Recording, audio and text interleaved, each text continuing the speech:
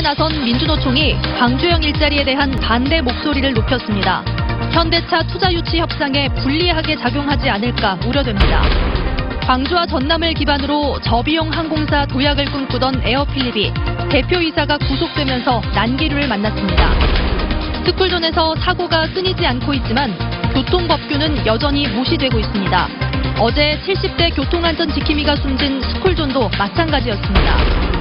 더불어민주당이 여순사건 진상규명 특별법을 당론으로 발의하는 방안을 추진하고 있습니다. 여러분 안녕하십니까? 광주 MBC 뉴스데스크입니다. 민주노총이 예고했던 대로 오늘 하루 총파업했습니다. 탄력근로제 확대 등의 문제로 정부와 갈등하고 있는데 하루아침에 풀기는 어렵다는 점이 더 걱정입니다. 노정 간의 갈등은 사회적 대화를 전제로 하는 광주형 일자리 사업과 현대차 투자 협상에도 영향을 줄 것으로 보입니다. 보도에 김인정 기자입니다. 노동계의 한 축인 민주노총이 하루 동안 총파업에 들어갔습니다. 노정 갈등의 가장 큰 쟁점인 탄력근로 확대 적용에 반대하며 본격적으로 움직이기 시작한 겁니다. 광주형 일자리 저지도 함께 주장했습니다. 저희는 나쁜 일자리, 광주형 일자리 저지하자! 특히 현대차 공장이 있는 울산에서는 광주형 일자리 문제에 날을 세우고 있는 현대차 노조가 파업에 동참하며 공장이 4시간 동안 멈췄습니다. 다른 지역의 1만 2천 개의 일자리는 사라지는 거다. 그렇기 때문에 광주형 일자리는 새로 창출하는 게 아니고 우리 보고 밥그릇 지키기라고 하는데 남의 밥그릇을 뺏어가는 거다 이건. 현대차 노조와 민주노총이 광주형 일자리를 반대하는 건 기존 자동차 업계의 임금 하락을 불러오고 다른 지역 일자리는 뺏을 거라는 우려 때문입니다. 구조조정에 들어가고 있는 상황이죠. 그래서 과잉 중복 투자에 따른 자동차 시장의 공멸을 자초할 것이다. 민주노총은 사회적 대화기구인 경제사회노동위원회 출범에도 불참했습니다. 탄력 근로제와 광주형 일자리, 비정규직 문제 등 노동 현안 전반에 대해 정부와 의견이 다르다는 강경한 메시지입니다. 틀어져 있는 노정 관계는 사회적 대타협을 전제로 하는 광주형 일자리 논의에도 영향을 미칠 것으로 보입니다. 지지부진한 현대차와의 협상에서 현대차에게는 속도를 내기 어렵게 하는 요인이 광주시에는 협상을 불리하게 하는 카드가 될 것으로 우려됩니다.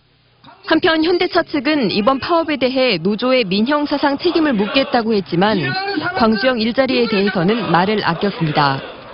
MBC 뉴스 김인정입니다. 호남을 기반으로 한 저비용 항공사로 비상을 꿈꾸던 에어필립이 대표이사 구속이라는 난기류를 만났습니다. 신규 면허를 취득하는데 타격을 받을 것으로 보입니다. 보도에 이계상 기자입니다. 에어필립은 출범 5달 만에 항공기 석 대를 보유하고 취항 노선도 6개까지 확대했습니다. 이런 공격적인 사업 확장을 통해서 에어필립은 신규 저비용 항공사 면허 취득을 준비했습니다. 내년 3월까지 신규 항공사에 대한 면허 심사가 진행되는데 플라이 강원과 에어로케이, 에어프레미아 그리고 에어필립이 도전장을 냈습니다. 국토교통부는 면허를 신청한 회사들이 치열하게 경쟁하고 있는 상황에서 대표이사 구속과 회사의 재무 건전성 등은 중요한 심사 기준이라고 밝혔습니다. 유사소신이나 이런 혐의가 있기 때문에 특히 그 사업계획상 가져온 자본금이나 이런 것들에 대해서 저희가 좀 더 엄격히 보긴 해야겠죠. 국내 항공 노선 운영만으로는 적자가 불가피한 상황에서 저비용 항공사 면허를 취득하지 못할 경우 에어필립은 적지 않은 타격을 받을 것으로 전망됩니다. 사실상의 모기업인 필립에셋이 불법 논란 속에 영업 폐쇄될 가능성도 제기돼 에어필립도 함께 휘청거릴 우려가 커졌습니다. 에어필립은 그동안의 소형 항공사 운영 경험을 토대로 신규 항공사 면허를 취득하고 경영의 안정화도 깨야겠다고 강조했습니다. MBC 뉴스 이계상입니다. 어린이 보호구역에서는 과속이나 주정차가 금지되어 있는데도 잘 지켜지지 않습니다. 사고가 나면 달라질까 싶지만 오늘도 별반 다르지 않았습니다. 운전자들의 양심에만 맡길 일은 아닌 듯합니다. 보도에 우정훈 기자입니다. 등굣길 교통지킴이로 일하던 70대 정할머니가 버스에 치여 숨진 것은 어린이 보호구역에 주차된 관광버스 때문이었습니다. 아이들이 안전하게 건널목을 건너는지 보기 위해 차도로 나온 것으로 추정되는데 주차된 관광버스 때문에 시야 확보가 안 돼 변을 당했습니다. 버스 기사님은 못 봐온 거예요. 서행을 한 거예요. 근데 부딪혔죠, 이제. 약간 살짝 부딪혔는데 뭔 상황을 못 느낀 거예요. 그게 좀 더 가시없죠. 사고가 난 다음 날 다시 현장을 가봤습니다. 주차된 버스 때문에 사고가 난 사실을 아는지 모르는지 스쿨존에는 양방향 차선 모두 불법 주차된 차량들로 가득합니다. 단속 카메라 등이 없다 보니 당연한 것처럼 불법 주차하는 현실에서는 언제든 같은 교통사고가 일어날 수밖에 없습니다. 피해서 저쪽에다 주차도 하고 데리러 오고 그러는데 주정차 금지 구역이지만 급할 때 한 번씩 여기서 세우고 또 가기도 하고. 스쿨존에서의 불법 행위는 이뿐만이 아닙니다. 불법 유턴은 예사고 아이들이 있으나 없으나 서행하라는 규정은 무시되기 일쑤입니다. 어린이 보호구역은 제한속도 30km 구간이지만 감시 카메라나 방지턱 등이 없어 제한 속도를 넘는 경우가 많습니다. 경찰 단속 카메라로 스쿨존을 관찰해봤는데 속도 측정을 하고 있다는 표지판을 세웠는데도 제한 속도를 지키는 차가 거의 없었습니다. 제가 단속을 하다 보면 어린이들이 지나가고 있는데 과속으로 운전을 하다 보니까 아차 싶을 때가 많았습니다. 광주 전남 지역 어린이 보호구역, 즉 스쿨존 수에 비해 과속이나 불법 주정차를 상시적으로 감시하는 단속 카메라는 턱없이 부족합니다. 광주 지역 스쿨존 600여 곳 가운데 과속 단속 카메라가 설치된 곳은 고작 7곳에 불과합니다. 내년부터 저희들 4년 동안 4개년 계획을 수립했어요. 그리고 115억을 투자할 계획입니다. 이것은 설치해서 진짜 불법 주정차하고 과속 단속은 근절시켜야 합니다. 교통약자를 보호하기 위해 지정된 어린이 보호구역. 교통사고가 끊이지 않는데도 무법천지는 달라지지 않고 있습니다. MBC 뉴스 우종훈입니다.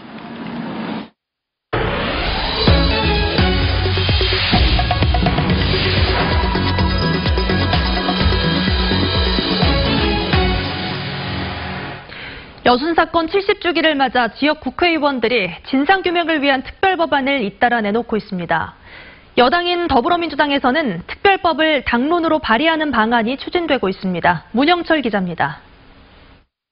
더불어민주당 김성환 의원이 마련한 여순 사건 특별법안입니다. 국무총리 소속의 진상규명위원회를 설치해 3년 동안 운영하고 필요한 경우 직권조사까지 가능하다는 내용 등이 담겨 있습니다. 당대표 비서실장을 맡고 있는 김성환 의원은 법안 작성을 위해 지난달 도의회 여순 사건 특별위원회에 자문을 구했고 특위는 최근 유족회 등의 의견을 모아 김 의원 측에 전달했습니다. 한 차례 수정 작업을 거친 법안엔 각 피해자와 유족에게 진상조사 결정서를 발급하는 내용 등이 추가됐습니다. 이 결정서를 토대로 소송을 할 수 있도록 하는 근거 조항이 이제 필요하기 때문에 그래요. 또 위원회의 사무를 처리하기 위한 사무처 설치가 필요하다. 네, 이런 부분을 강조를 했습니다. 현재 유럽 출장 중인 김성환 의원은 이번 주 귀국해 주요 당직자들과 당론 발의를 위한 막판 조율에 들어갈 계획입니다. 이해찬 대표가 특별법 통과에 적극적으로 협조하겠다는 뜻을 밝힌 데다 순천 출신의 김태년 의원이 당의 핵심 직책인 정책위 의장을 맡고 있어 당론 발의는 어렵지 않을 것으로 김 의원 측은 보고 있습니다. 당론 발의를 하는 방향으로 상의하고 있고 그 문구 약간 좀 수정된 것들이 있어서 그거 좀 조율되면 바로 이제 협의 진행해서 12월 초면 발의하면 될 겁니다. 앞서 지역 국회의원들이 발의했던 여순 사건 특별법안은 국방위원회에 배정됐지만 상임위원회 조정 요구가 커지면서 이번에 발의될 법안은 행정안전위원회에서 다뤄질 전망입니다. MBC 뉴스 문형철입니다. 한국문화예술위원회가 블랙리스트에 관여한 직원들에 대한 징계 처분을 마무리했습니다. 문화예술위원회는 진상조사 결과를 토대로 징계를 권고받은 직원 23명 가운데 퇴직자 등을 제외한 16명에 대해 정직과 감봉, 견책과 주의 처분을 내렸습니다. 이번 징계 처분과 관련해 박종관 위원장은 문화예술인들에게 다시 사과하면서 신뢰받는 기관으로 거듭나도록 노력하겠다고 밝혔습니다. 구금고 선정 과정에서 심사위원 명단이 유출된 것과 관련해 광주 광산구가 공정성과 투명성이 훼손됐다며 사과하고 경찰 수사에 적극 협조하겠다고 밝혔습니다.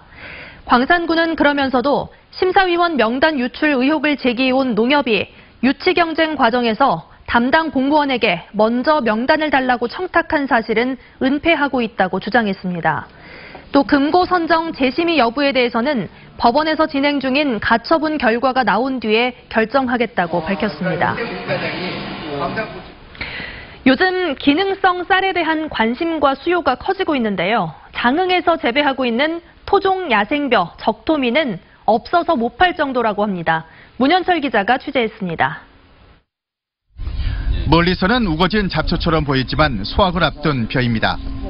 나락이 노란 일반 벼와 달리 검붉은색을 띠고 키는 어른 가슴 높이에 달할 정도로 큽니다. 토종 야생벼인 적토미입니다. 20여 년 전 찾아낸 적토미는 지금은 연간 생산량이 100톤에 이를 정도로 재배 면적이 늘었습니다. 농약이나 화학 비료를 전혀 쓰지 않는 유기농법으로만 키우고 있습니다.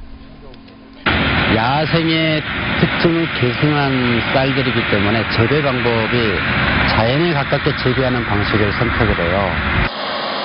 수확량이 일반 쌀의 5분의 1밖에 되지 않고 가격은 최고 10배가량 비싸 귀한 몸으로 대접받고 있습니다. 노화 방지에 좋다는 폴리페놀 성분을 비롯해 단백질과 미네랄도 풍부해 기능성 쌀에서도 으뜸으로 치고 있습니다. 특히 적토미 중심의 기능성 쌀을 지방자치단체에서도 잘 지원하고 단지화시켜서 어떻게 높은 가격으로 도시 소비자들에게 부가가치를 높일 수 있는 그런 작목으로 키워나갈 것인가.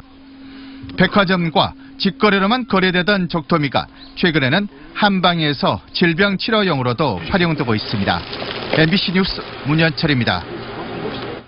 정율성 선생의 대표 오페라인 망부운이 56년 만에 다시 무대에 오릅니다. 광주 시립오페라단은 다음 달 7일과 8일 이틀 동안 빛고울 시민문화관에서 정율성 선생의 오페라인 망부운을 공연한다고 밝혔습니다. 망부운은 남편을 기다리다 구름이 되어버린 공주의 비극적인 이야기를 다룬 작품으로 지난 1962년 베이징에서 초연됐고 시립오페라단이 60년 가까이 묻혀있던 악보와 자료를 찾아내 복원했습니다. 이웃사랑을 실천하기 위한 연말연시 성금 모금 운동이 내년 1월까지 펼쳐집니다. 광주시와 광주사회복지공동모금회는 오늘 국립아시아문화전당 앞 광장에서 사랑의 행복 온도탑 제박식을 갖고 희망 2019 나눔 캠페인의 시작을 알렸습니다. 올해 성금 목표액은 53억 4,900만 원이고 목표액의 1%가 모금될 때마다 수은주가 1도씩 올라 목표액이 달성되면 사랑의 온도탑은 100도가 됩니다. 하겠습니다. 오늘 광주 전남 지역은 대체로 흐린 가운데 밤부터는 비가 내리겠습니다.